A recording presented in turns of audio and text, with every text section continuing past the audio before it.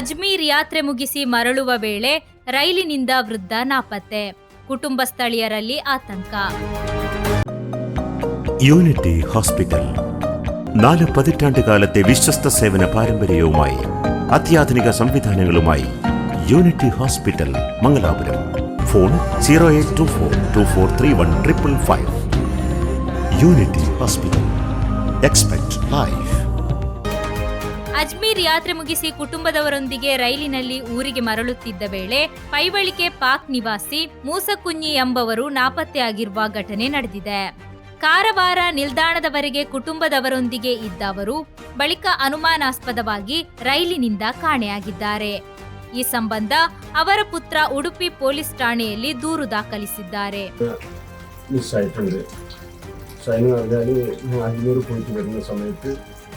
കാറോവർ വരെ ബാപ്പുണ്ടായിരുന്നു.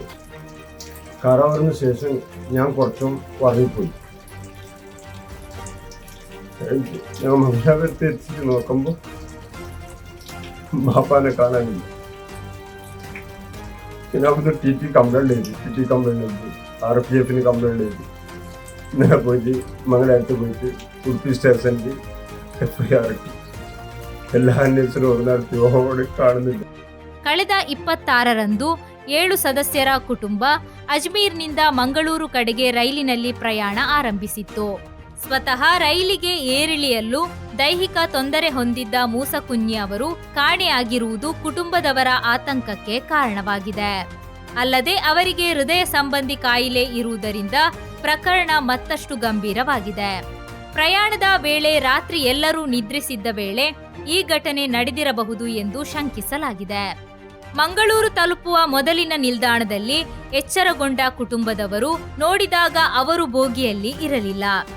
ಕಾರವಾರ ನಿಲ್ದಾಣದವರೆಗೆ ಅವರು ಜೊತೆಯಲ್ಲೇ ಇದ್ದರು ಎಂದು ಕುಟುಂಬದವರು ತಿಳಿಸಿದ್ದಾರೆ. ಬಳಿಕ ಯಾವುದೋ ನಿಲ್ದಾಣದಲ್ಲಿ ಅಥವಾ ಪ್ರಯಾಣದ ಮಧ್ಯೆ ಅವರು ಕಾಣೆಯಾಗಿರಬಹುದು ಎಂದು ಅಂದಾಜಿಸಲಾಗಿದೆ.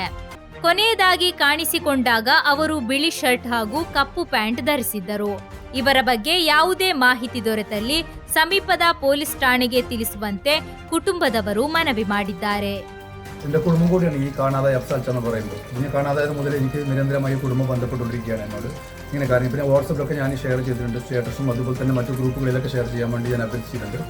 ഇദ്ദേഹത്തിൻ്റെ വാപ്പയെ കാണുന്നില്ലെന്ന വിഷമത്തോടെയാണ് ദിവസങ്ങളായി എന്നെ നിരന്തരമായി ഇടപെട്ടുകൊണ്ടുണ്ട്. ഇന്ന് രാവിലെ പോലും ഇടപെടുന്നതിൻ്റെ ഭാഗമായി ഞാനൊരു ഈ ഒരു രീതിയിലേക്ക് പറയാൻ കാരണം വളരെ വിഷമത്തിലാണ് ഈ കുടുംബം.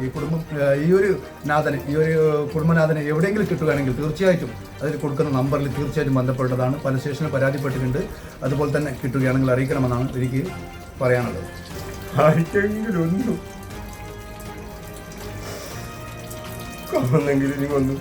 ഒന്ന് വിളിച്ചിട്ട് ഞങ്ങളെ കോണ്ടാക്ട് ആവും.